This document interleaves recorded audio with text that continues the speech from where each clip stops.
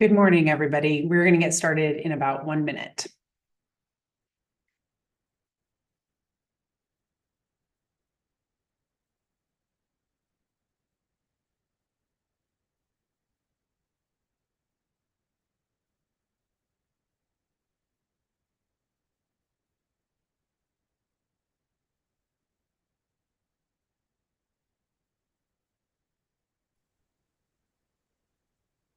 Good morning and welcome. Thank you for joining us.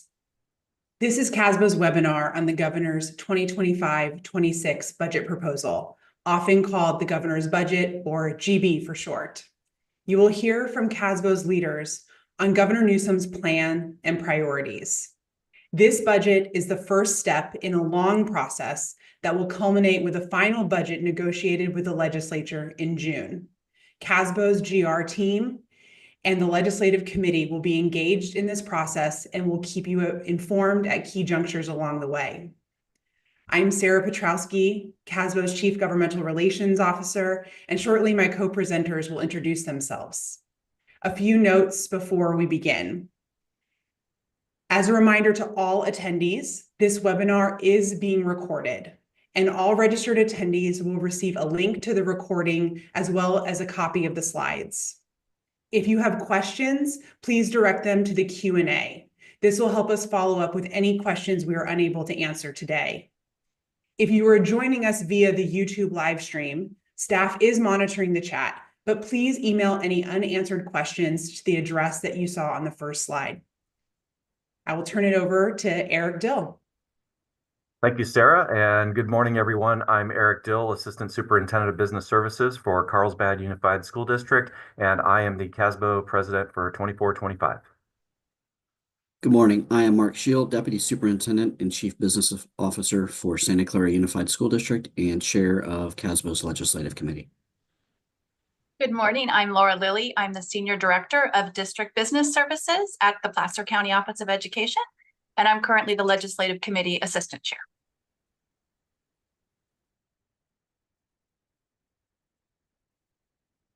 Okay, so we're going to dive into the details of the governor's budget proposal. As Sara mentioned, this proposal that came out on Friday is a very high-level summary of the governor's proposals, and the details will come out as the proposal is introduced into the legislature through a variety of bills, and we will watch all of the committee hearings. We will participate in those. We'll also be engaged with legislators and staff as the budget makes its way through the legislature to the May revise and ultimately to the final signed budget act that you'll see later this year. So, the devil is in the details, and there are some things that still remain to be seen. Just to answer probably the first 8 questions that have come up in the chat, yes, we will be sharing the slide deck that will be coming out shortly. And you'll see that message repeated throughout. We will be sharing this information. So overall, I hate to say that this is a boring budget, but because last time I said that was in 2020, and just 2 months later, the world was shut down and we didn't know what was going to happen with the state budget. But this is pretty straightforward, and what we're noticing in terms of themes is there's not a lot of new requirements and new programs that are proposed in the budget, except for a few which we will be addressing.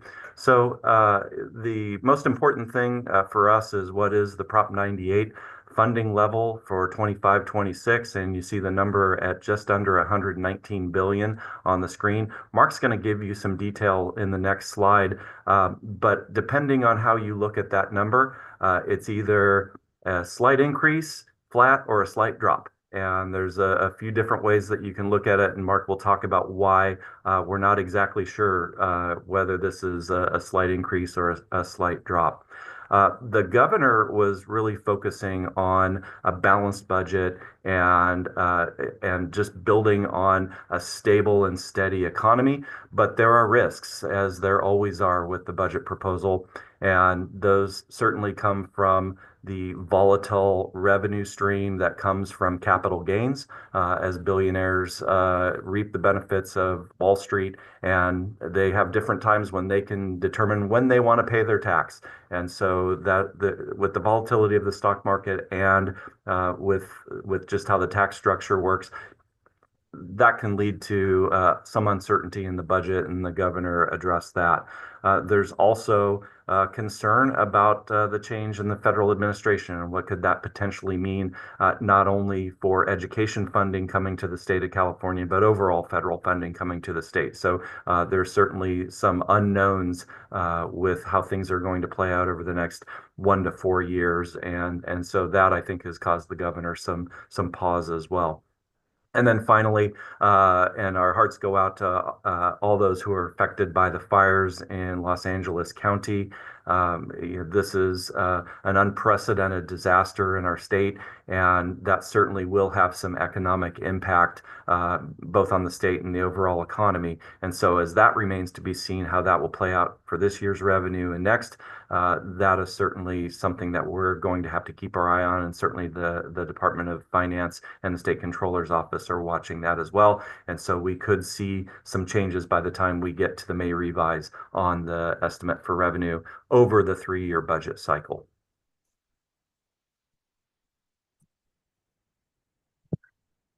Thank you, Eric. As the governor said during his press conference, he reminded us of the nearly $29 billion in key investments that have been made to core programs for education, including learning recovery, learning loss mitigation, community schools, special education, educator workforce, as well as the children and youth behavioral health supports that have also been put in place. And that is in the past. What are we looking at as we move forward? In the January governor's budget proposal, he indicated that for the 23-24 fiscal year, Prop 98 comes in at $98.5 billion. It's test 2 year, and as we know, it was suspended. We are not going to go back into the suspension and how we ended up there. For the current, based upon current information, for 2024-25, it would be $119.2 billion, and it would be a test 1 year. And for 2025-26, it would also be a test 1 year, and as Eric stated, just under $119 billion. We also indicated, or as Eric said and teased it out a little bit, that's either slightly up for 25-26, it's flat, or it's less. The governor stated in his January budget proposal appropriating for the 2024-25 year $117.6 billion. Because of the volatility that is currently impacting the state based upon various factors as outlined by Eric. As school business professionals, we can look at this a couple different ways. One way is recognizing that there is volatility to this situation, that he is concerned about over appropriating, and when we are in all of our individual districts, we are also worried about overspending and spending with resources that maybe we don't have available to us. So in some regards, we can applaud the conservative nature. He did say in his press conference that he will continue to analyze this and will be making revisions to his budget proposal at the May revision. For CASBO's sake, we will continue to keep an eye on this. We certainly will not be supporting anything that would not support Proposition 98, and we would want to ensure that the full amount owed to schools is actually and ultimately appropriated, and that this does not become precedent setting.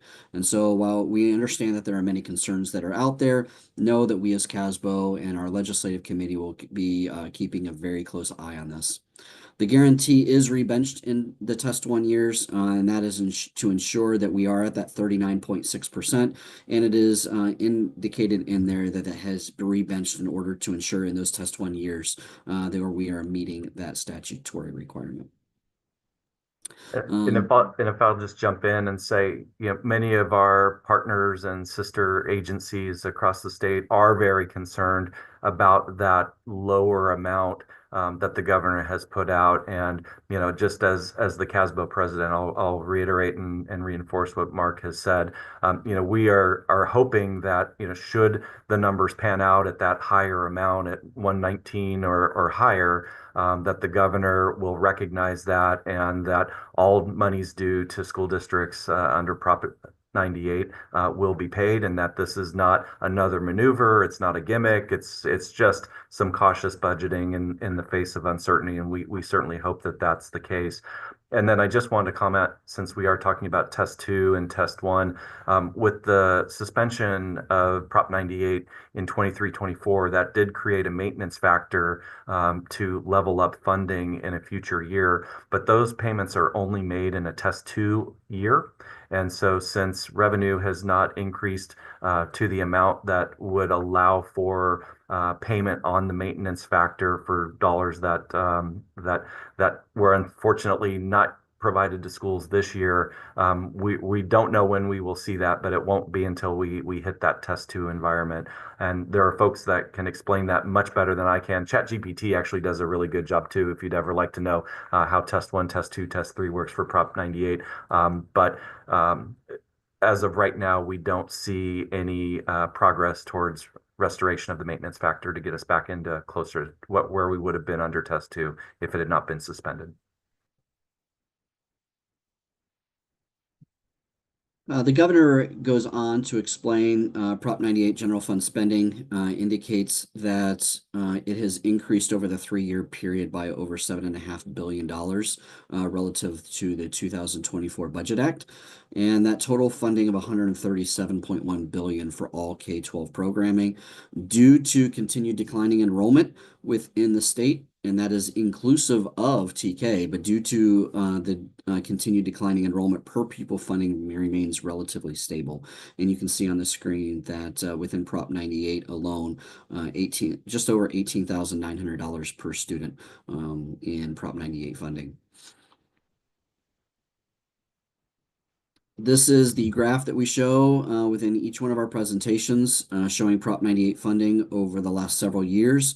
And again, you can see that 2023-24 amount at $98.5 billion increasing to 119, and then that slight decrease to 118.9 in 2025-26.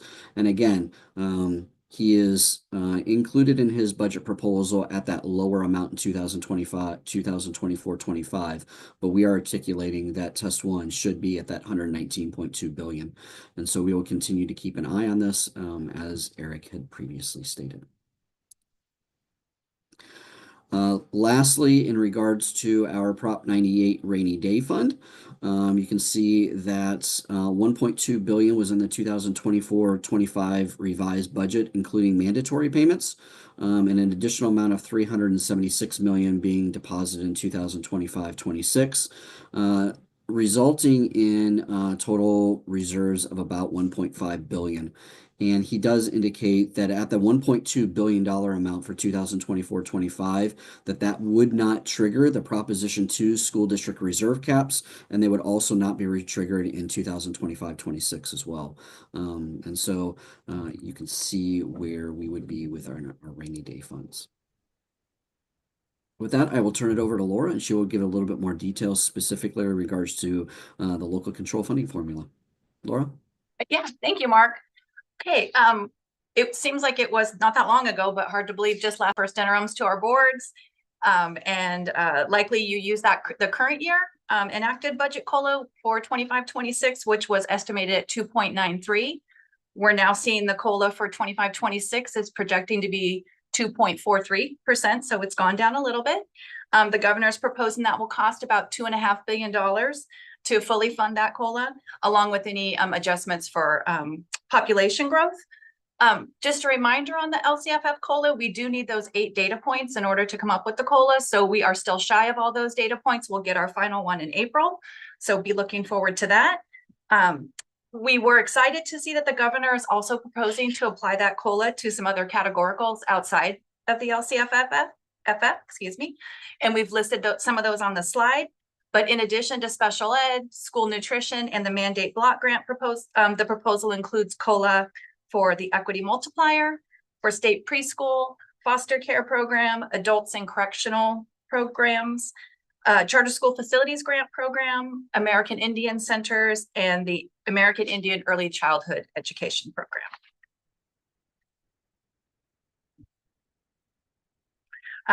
We have some good news for deferrals. The proposed budget fully repays all of those budget deferrals in the budget year 25-26. The second bullet here outlines some of the minor adjustments that were to the budget deferrals and some reappropriations in 23-24, but effectively ends that full repayment in 24-25. So we think the key takeaway here really is no new budget deferrals. Everything's getting retired in 25-26. So projecting and managing your cash flow should be a little bit simpler for those that with that task going forward. If I could just jump in, because I did see somebody comment in the Q&A about the COLA. The 2.43% is for the 25-26 school year, not 24-25.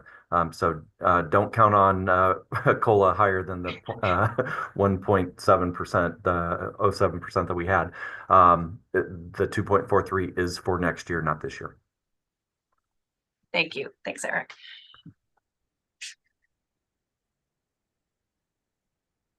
Okay, moving on to Universal Transitional Kindergarten. You might recall 25-26 is the final year of the 4-year UTK rollout. So we'll be at full implementation in the budget year. But before we jump into budget year, let's take a look at our current year, 24-25, and kind of see where we ended up with respect to that. A $1.5 billion was included of ongoing Prop 98 dollars for year 3 of our TK expansion in this current year. And we included our students that are turning 5, 4-year-olds turning 5 between September 2nd and June 2nd this year. In addition to the ongoing age shift dollars, we received $516 million of ongoing dollars to support the additional certificated and classified staff for those TK classrooms. Now looking ahead to 25-26 and the proposal, reminder again, this is our 4th year fully implemented in 25-26. So that TK eligibility date is moving up. So it'll be all students turning 4 by September 1st. That equates to about $2.4 billion of ongoing Prop 98 dollars to support those additional students who we're now required to enroll.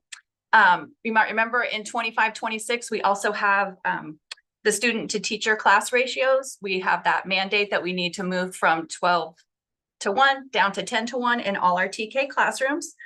So we were very glad to see included in this budget some additional dollars equaling $1.5 billion to support those increased costs of that required staffing ratios for us. You know, we do have some questions as to how that was calculated, that's truly going to be the cost to us. And we hope that it's sufficient to cover what those costs will be of those additional staff that we need, and that we can actually hire the staff and avoid any penalties that will be, because now full implementation, there will be penalties if we don't meet those requirements of TK. So we're keeping our eye on that going forward. And I think it's turned over to Eric for expanded learning. Thank you. So what we hope is good news here, and I think a number of districts will be pleased with this proposal. There is a proposal to lower the threshold for the Tier 1 funding level from 75% unduplicated pupil count to 55%. So just as a reminder, there's a 2-tier structure for funding, and Tier 1 being the higher of the 2. This is a legacy program for the current governor, and the legislature has overwhelmingly supported ELOP. So they wanted to funnel more dollars.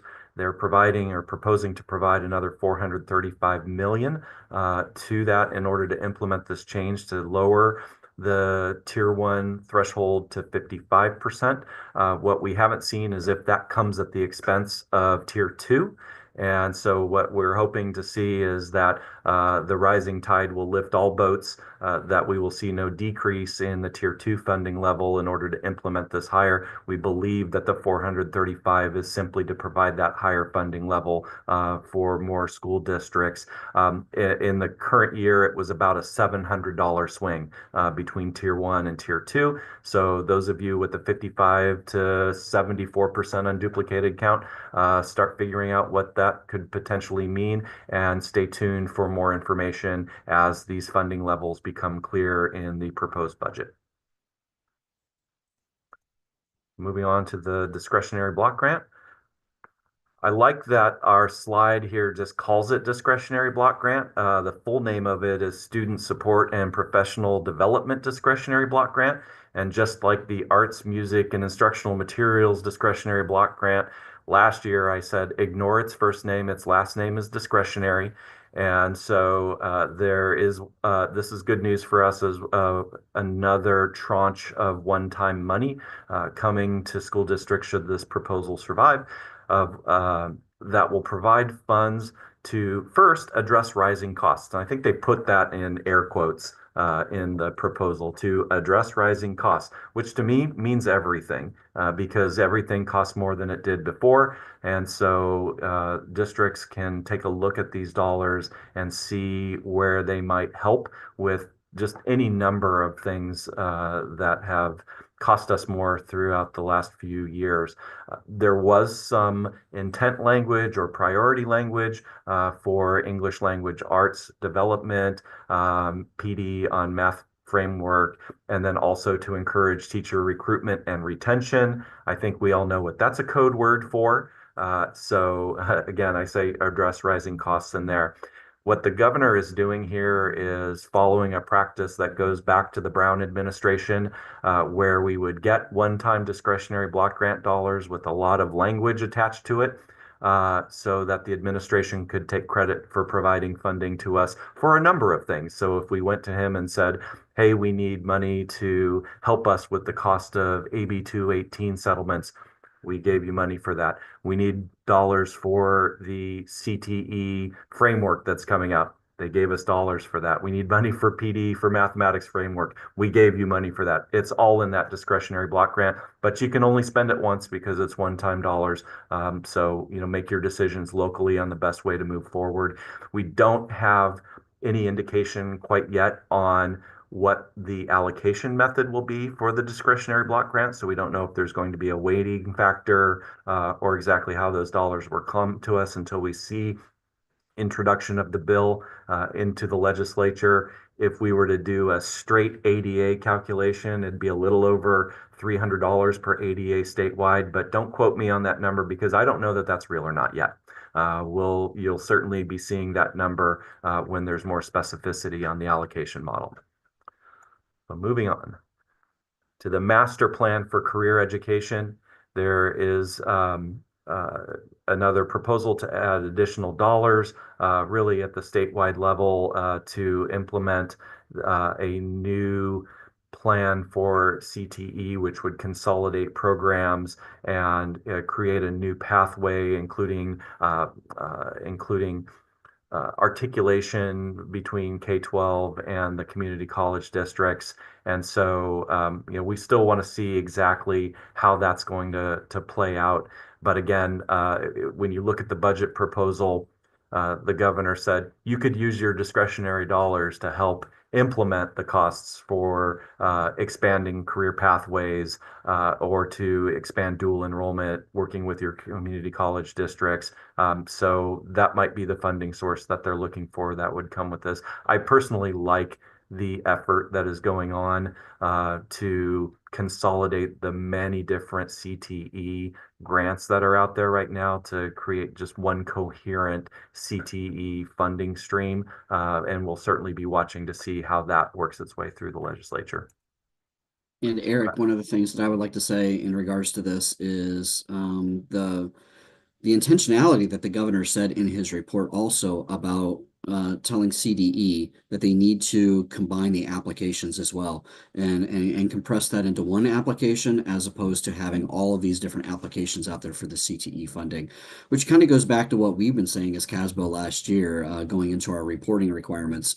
Multiple applications also increases that administrative burden as well. And so this will have a positive benefit on our school district administratively.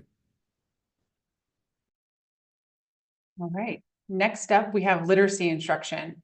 The administration has been focused on supporting and improving literacy instruction over the past 6 years. This has included investments in the implementation of the English Language Arts, English Language Development Framework, the literacy roadmap, literacy coaches. This work is really happening against a backdrop of a national push for the adoption of the science of reading, which is really about how much phonics is included in reading instruction. So here we have the investments for this area. Building on some of these prior investments, this budget includes $500 million one-time Prop 98 general fund for TK-12 mathematics and literacy coaches. This expands the existing literacy coaches and reading specialist grant program, but for the first time adds mathematics coaches into the mix. This funding is targeted to our highest poverty schools. There's also $40 million one-time Prop 98 general fund for the purchase of materials and training related to the new reading difficulty screener requirement for grades K-12 that begins in the 2025-26 school year. This is in addition to the $25 million one-time Prop 98 general fund that was allocated for this purpose last year. There's also $5 million Prop 98 annually through the 2029-2030 fiscal year to create a literacy network within the California statewide system of support. The targeted activities here are a clearinghouse for state literacy resources, elevating high-performing districts and practices, and supporting LEAs who are facing persistent literacy challenges. And finally, there's also $300,000 in non-98 general fund for the Instructional Quality Commission to develop a curriculum guide and resources for the new personal finance course requirement that passed in legislation last year. Next, we're going to move on to teacher preparation and professional development. California, as you all know, has been impacted by educator shortages for a number of years now. And unfortunately, a recent report from the Commission on Teacher Credentialing doesn't indicate that there's going to be a change in this pattern anytime soon. Some of the most recent data available from the 2022-23 school year shows that there was a 10.6% decrease in the number of new credentials issued, and newly enrolled teacher candidates decreased by 11.7% from the prior year. So to support efforts to turn this tide, the administration is proposing 2 investments to support teachers and improve access to the educator pipeline. First, there's $150 million one-time Prop 98 general fund for a new teacher recruitment incentive grant. The budget summary was really light on details here, so we will look towards the budget trailer bill release to understand a little bit more about that program. Second, there's $100 million one-time Prop 98 general fund proposed to extend the timeline for the participation in the National Board Certification Program, which has been a focus of the administration over the past couple of years. I would finally note that the budget does not restore last year's cut to the Golden State Teacher Grant Program.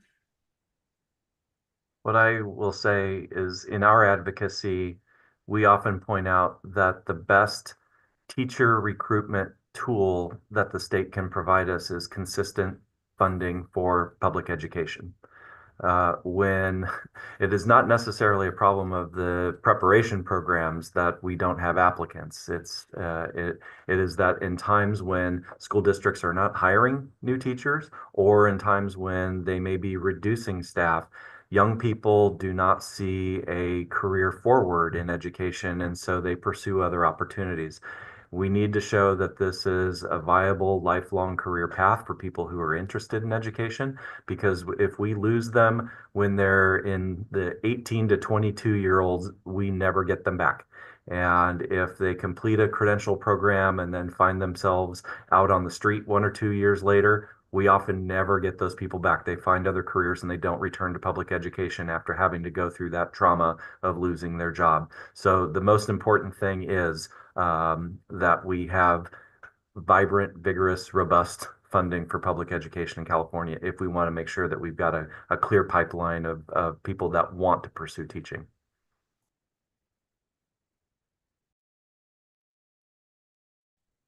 So the last topic that we will cover today is in regards to school facilities. And it's important to note that there is no proposed additional funding in the governor's budget proposal for K-12 facilities outside of Proposition 2. And we would like to thank California voters for passing Proposition 2 last November, which will provide more than $8.5 billion in funding through the state's general obligation bonds for K-12 schools. And you can see that more than $4 billion of that goes to modernization projects, $3 billion for new construction, and then there's also additional allocated funding for charter schools and career technical education programs.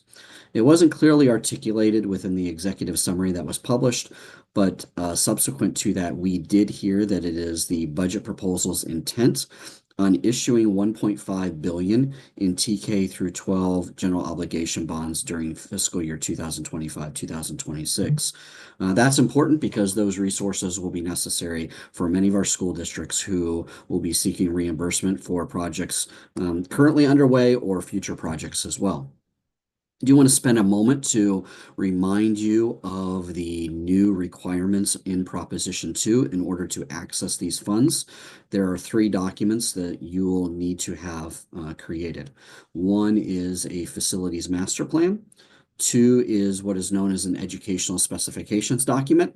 That document articulates what facilities you need in order to meet your educational needs within your district. And the 3rd is a 5-year facilities master plan, a little bit more detailed of what you will be doing over the next 5 years, as opposed to a 20 or 30-year facilities master plan as well. And so if you have goals and a priority of being able to access that Proposition 2 money, I would encourage you to begin starting the process of those 3 documents and determining what your next steps are in that regard. With that, we will turn it over to our key takeaways and next steps for our budget. And the first is the governor is clearly focused on fiscal stability, not only and definitely at that statewide level, and wanting to make sure. And when we were talking about this before today's meeting, we were also talking about that right now there is no new programs being introduced or proposed for the governor's budget proposal. And I think that is key for us, is this is the first time in a while that a January budget proposal doesn't contain a new requirement. And I shared when we were saying I went home that night and I didn't go home that night thinking, how are we going to implement something in the next 6 months? And I think that is one of the good takeaways that we had that came out of this January budget proposal. Team, anything else for you? Key takeaways? No, I think you hit it, Mark. Just looking at, there are some Q&As of some things that perhaps we could address here. First, I've been watching the comments on ELOP, and frankly, we'd like to be able to use those dollars in a less restrictive way, and perhaps to expand learning opportunities during the school day. But the program is what it is, and probably nobody has brought this up to members of the legislature and to the administration more than me, that I would like to see some changes to that, but it's not going to happen. So take the dollars and find creative ways to use them within the allowable ways that you can use those dollars, especially if now you're going to be the beneficiary of that lower threshold. And looking at Grant Schimmelfenning's question about, is there any indication of what could potentially change from here to May? I think probably the thought would be, one, if the COLA is lower, they could just fund the statutory COLA, and then that would be lower revenue for everyone out there if they were just to stick to statutory COLA and LCFF. The other would be they could look at that one-time discretionary block grant as another area where they could potentially reduce. That, to me, those are the two big areas. And then the last thing that I'd like to mention is I realized that we didn't touch on the Learning Recovery Emergency Block Grant in our presentation. If you recall, 2 years ago, we received allocation letters for that block grant. It was fairly large, and then it was proposed to be cut mid-year. And by the time we were at second interim, we were building in a pretty substantial cut to that block grant in the current year. Ultimately, the full cut did not happen. And when it was restored up to about 90% of its original allocation, there was a pinky swear that the legislature and the governor would fund us beginning in 25-26 and 26-27. So this is making good on that promise to provide the rest of the funding, and that is going to come with some additional requirements in future years. So we'll put more information out on that as it makes its way through the legislature. Eric, I'm also interested in that in the form of those now that emergency block grant money now needs to be in an LCAP and how those timelines will work out. So I'm glad we're keeping an eye on that. Yeah, Sure. Somebody from a county office definitely would be interested in that, Laura. Yeah. Mark, I think there were some questions if you would say those 3 documents again that are required for your prep. Yeah, those 3 documents. One is a long-range facility master plan for your facilities within your district. A second is an educational specifications document. And then the third being a shorter 5-year facilities master plan.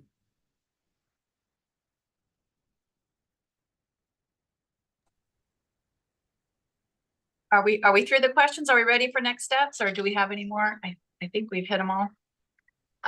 Okay, I think sort of what's happening next, as Sara mentioned at the beginning of this, we know this is just kind of the first step of the enacted 25-26 budget. So what can we expect as we move closer to that? We've got some of the next steps listed for you here on this slide. The budget and the subcommittee hearings will be occurring through June. As we mentioned earlier, we expect the trailer bill language will be released on February 1st. The fabulous government relations team will read through that trailer bill and help analyze exactly what it means for us. So, be on the lookout for a news break from CASBO with all those important trailer bill details. Later in February, on the 21st, we have the deadline to introduce bills. It will then have the May revision sometime before that May 14th deadline. And that will include revenue updates and changes to proposed spending that I think Grant asked about if we had any idea what might change. But and I think Eric mentioned this earlier too, is it really is just heartbreaking for us to, see the devastation and the loss from the wildfires. I'm in Los Angeles and we're keeping everyone impacted in our thoughts. The priority now is just to get control of the fires and to stop further losses. But we know that there will probably be some impacts to this May revision come that. So we're keeping our eye out for that. And the government relations team will send out another news break at that time. And we will also host another webinar to give you some updated information as well after May revise.